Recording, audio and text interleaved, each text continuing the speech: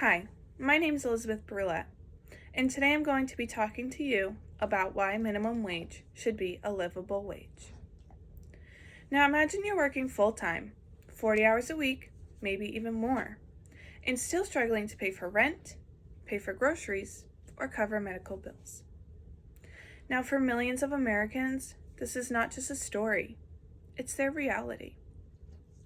The federal minimum wage has been $7.25 since 2009 and has not increased. According to the article, More Than Minimum, Why We Need a Livable Wage, in 2021, the federal minimum wage was the lowest it has ever been when counting inflation. In 2025, Joe Biden passed a law that in Massachusetts, the minimum wage was going to be $15 an hour. And this helped millions of Americans, but not enough.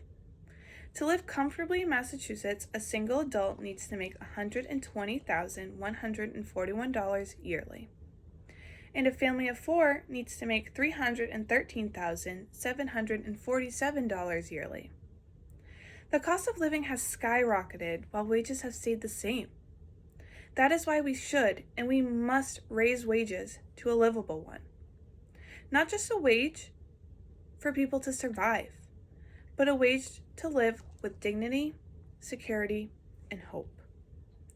In most parts of the country, even working full-time at the federal minimum wage, which is $7.25 an hour, does not cover essentials. Even in Massachusetts, where the minimum wage is $15 an hour, does not cover essentials.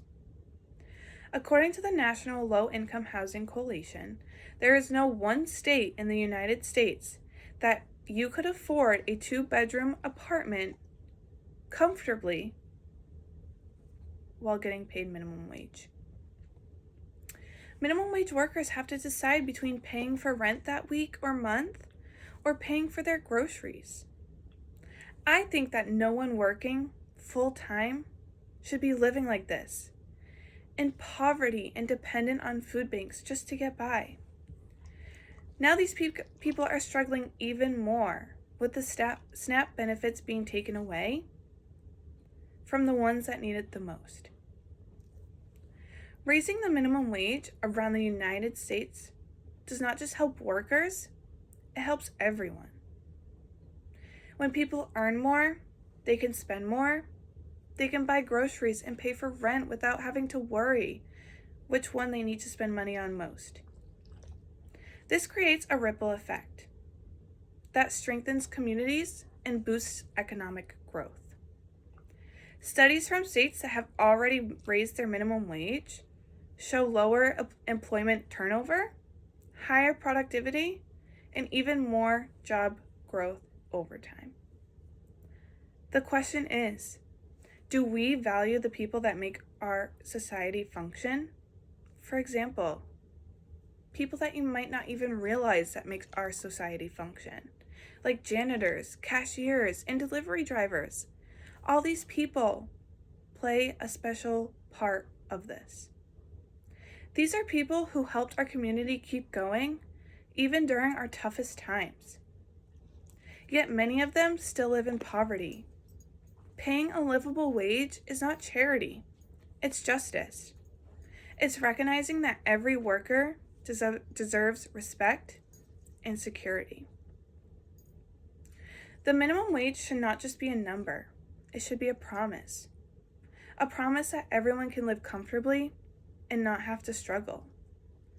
A livable wage means fewer families living in poverty, stronger communities, and an economy that works for everyone, not just the wealthy.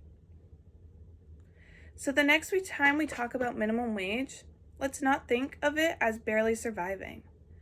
Let's talk about it as able to live, to dream, and to build a future. Because a fair day's work deserves a fair day paid. And that starts with a livable wage. Thank you.